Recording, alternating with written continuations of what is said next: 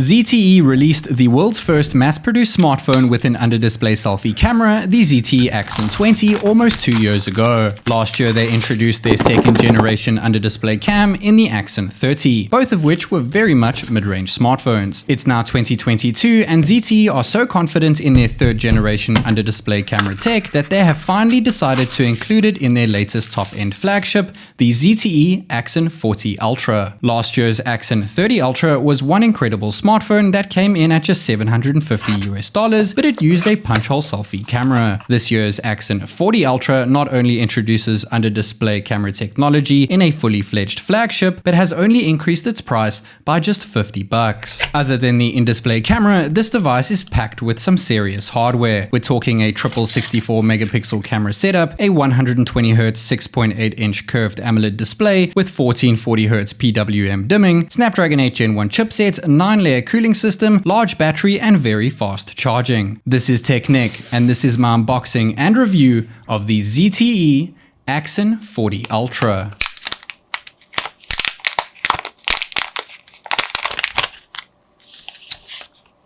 The global version of the Axon 40 Ultra only comes in one color variant, that being black. It is an anti-glare glass though, and it does have micro textures on the back for a super smooth look, I guess you could say, and feel. I like the simplistic branding and the elegant squared off rectangular camera module at the back, which houses some impressive cameras, more on that a bit later. Inside the body of this beast sits a 5000 mAh battery and 65 watt wire charging, not to mention a Snapdragon 8 Gen 1 chipset, 9-layer vapor chamber liquid cooling, enhanced LPDDR5 RAM, and UFS 3.1 storage. The front and back is protected by Gorilla Glass, and there is an aluminum frame wrapping around the device that comes in at just 1.5 millimeters thick. Two of those 64 megapixel cameras are IMX787 sensors, that being the ultra wide and the main sensor, and the third 64 megapixel camera is a 91mm periscope. Talking about focal length, the main sensor is 35mm, which is pretty different from the usual 24 or 26mm focal length, and when comparing it to the iPhone 13 Pro Max on its left hand side with a 26mm focal length, you can see it's quite zoomed in on the Axon 40 Ultra over here with the 35mm lens. But you got to remember that the ultra wide camera is the same sensor, the IMX787, so you can actually zoom out from the main sensor kicking into the ultra wide sensor for a 0.7x zoom, getting you relatively 26mm of focal length. Speaking of the ultra wide camera, it looks superb at native 64 megapixels. Spinning it down 16 megapixels with 4:1 pixel binning looks even better. 64 megapixel main looks fantastic. Binning it down to 16 megapixels, once again, even better thanks to AI. We can also do native 64 megapixel with the periscope and bin it down as well. It gets around 5.7 times optical zoom when you're basing it on a 26mm focal length. Switching back to the 64 megapixel ultra wide, as you can see, the lighting is a bit harsher over here. It does a really good job at toning it down, brightening it up, and at the same time filling detail over there when binning down, whether you're using the ultra wide, the main, or the periscope over here. Once again, the periscope zoomed in looks darn fantastic, but once we hit 10 times, we go into digital zoom. It doesn't look quite as good, not too bad though. 30 times starts to blur out, 40 times is a bit of a no-go. That is the max zoom, however. Taking portraits with the 35mm focal length main camera looks absolutely phenomenal, and shooting to your ultra-wide sensor makes for a useful macro cam too. And once again, that ultra-wide also has another trick up its sleeve, that being 8K at 30 frames per second video recording. Pretty much the only phone I've ever heard of that does 8K video recording with the ultra-wide sensor. You can also do 4K 60 FPS when recording with the ultra-wide, and you can enable anti-shake when you switch over to 4K for it to be nice and buttery smooth. Of course, we can also do 8K 30 FPS using the main sensor over here, slightly smoother than that of the ultra-wide, and shifting over to 4K 60 FPS with the main. Once again, we get treated to anti-shake over here, and once again, nice and smooth, a little bit jittery here and there, but overall, the picture quality is absolutely phenomenal.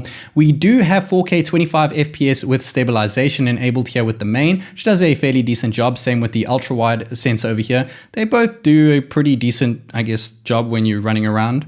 8K 30 FPS at night using the ultra wide cam looks okay. 8K at night is actually probably the best I've seen on a flagship smartphone. 4K 60 FPS ultra wide with that ultra wide camera once again looks phenomenal. You can drop down the frame rate as well, but for some strange reason, it doesn't really brighten it up much. What it does have up its sleeve though is ultra wide night video mode. Once again, pretty much a first that I've seen in a smartphone. We also have 8K 30 FPS recording at night with the main sensor, which does just as good, if not a tad bit better of a job when compared to the ultra-wide sensor. It is brighter even at 4K 60 FPS when compared to the ultra-wide sensor. That is pretty given though, since it has a wider aperture. And we also have 4K 25 FPS recording at night. Brightens things up a tad, but dims down the detail a tad bit.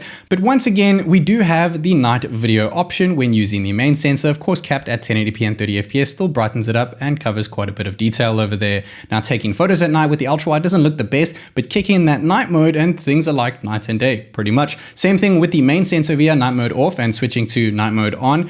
It is insane how much brighter and how packed with detail it really is. Now moving on to the periscope over here, it doesn't do as good a job when compared to the ultra wide and main, especially when you go to 10 times digital. When you turn night mode on, it's a bit fuzzy and blurry over there, though it does brighten things up. 30 times, not the best with night mode off or night mode on, and 40 times is the max zoom, though unfortunately no night mode option available when shooting at 40 times zoom. The back cameras are absolutely phenomenal if you ask me, and on the right side of the device we have a textured power button, above that a volume rocker. At the bottom we do have a dual SIM 5G tray. Unfortunately no expandable storage over here, though there is a water resistant seal even though there's no IP68 certification. Next to that we have a USB 3.1 Type-C port, and alongside that is the first dual stereo speaker. Second one is at the top and they're both paired with the TSX Ultra.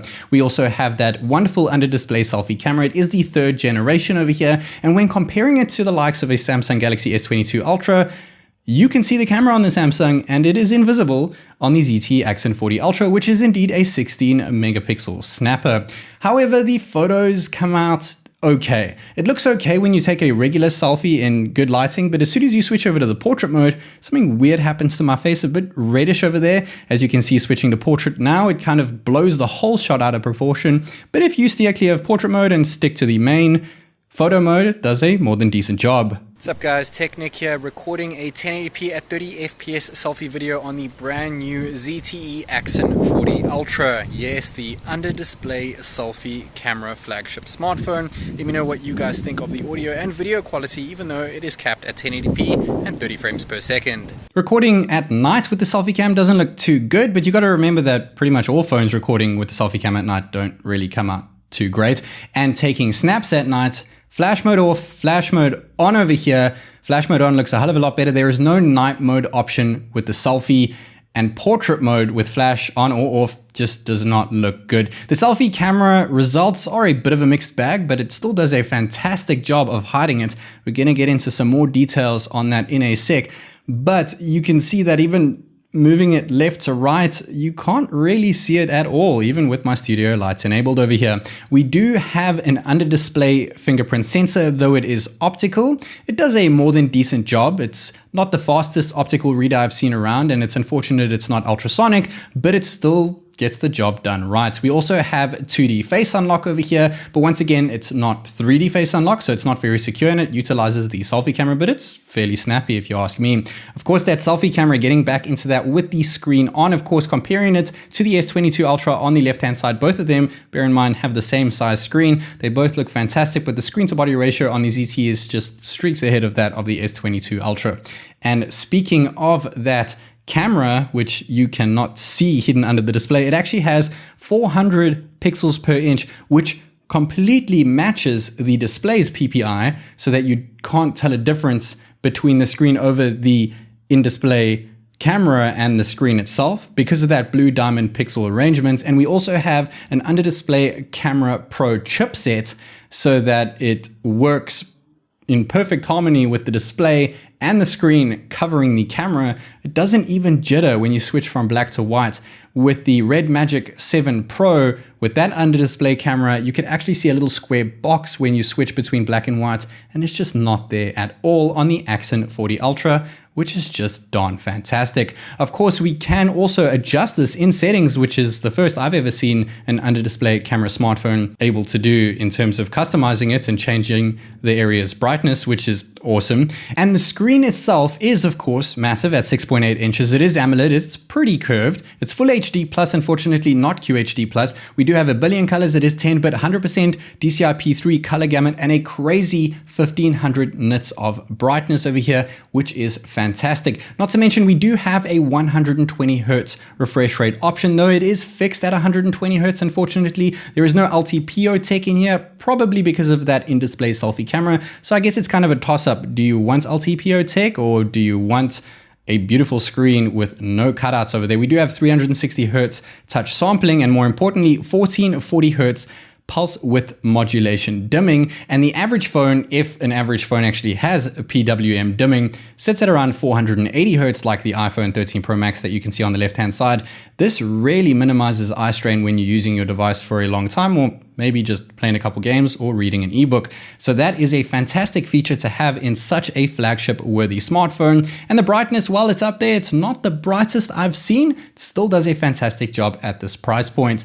Of course, we are skinned with MyOS 12 over Android 12 over here. It is very, very stock-like. We have Google Discover, we have Google Assistant. Everything is very simple in the app drawer, as well as the notification tray, though it looks a tad different. And we have a ton, and I mean a ton, of personalization settings over here, from wallpaper to fingerprint animation. Not to mention, it is housed with a Snapdragon 8 Gen 1 CPU, which is still super powerful, getting us an AnTuTu score of 935,379 points, which is just shy of the average I've tested on my channel. Same can be said with Geekbench version 5 over here. While its single and multi-core scores are still pretty similar to other Snapdragon 8 Gen 1 phones I've tested, it is still a tad bit lower. And when it comes to 3D Mark Wildlife, we got an average frame rate of 52.8, which is almost 6 frames less than the average seen on most Snapdragon 8 Gen 1 smartphones I've personally tested. But of course, this is not just about testing benchmarks, it's also about playing games. And just like me, I'm sure you enjoy playing a game here and there, and testing it out with the most graphically demanding game I think is out there, Genshin Impact, with the highest possible graphics settings. Max frame rate is 60 on this game, so it's capped at 60 even though the phone can do 120. Natively, the game is capping it at 60, so that's impossible. And we're getting an average of 41 FPS, which is pretty similar to the average of 43 FPS I get on most Snapdragon 8 Gen 1 phones that I've tested this year. But we've got a slightly lower min and the same max FPS that I've seen with other phones I've tested.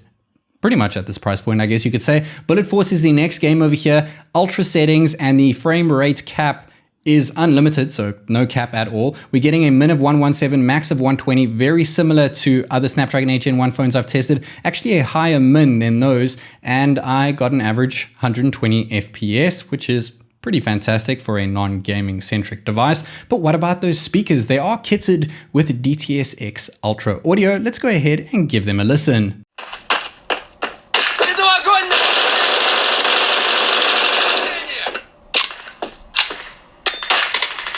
The ZTE Axon 40 Ultra lacks an IP68 water resistant certification, wireless charging, and a WQHD resolution display.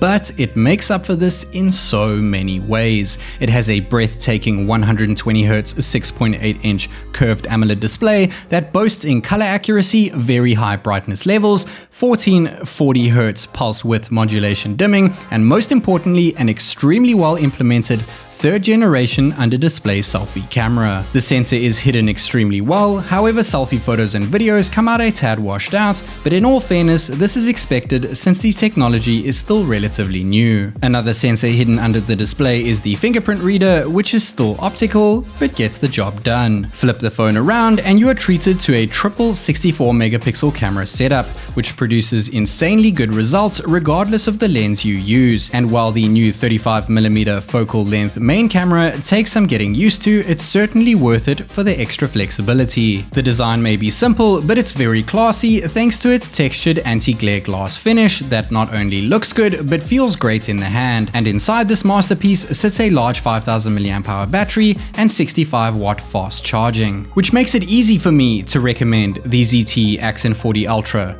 not only to those looking to test out the latest under-display camera tech, but to anyone seeking an extremely well-priced flagship smartphone.